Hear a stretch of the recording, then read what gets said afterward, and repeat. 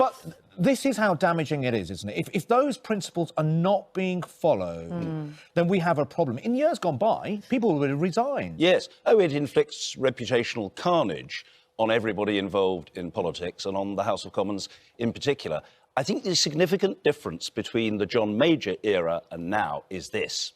Yes, there was all sorts of wrongdoing during the latter stages of John Major's premiership, but nobody ever thought that John Major was a person of anything but unimpeachable integrity and straight dealing. Now, the person who is in charge of the ship is regarded as a serial dissembler, as an habitual liar, as somebody who has made his career through ducking and dodging and diving and dissembling and deceiving people. That's the difference, and that is why it is so incredibly serious and enormously damaging. I'm sorry to say it, but I've known 12 prime ministers in my lifetime, and by a country mile, Boris Johnson is the worst. His natural instinct is not to be open, not to be transparent, not to be accountable, but narcissistically to think, what suits me? How can I extricate myself from this awkward situation?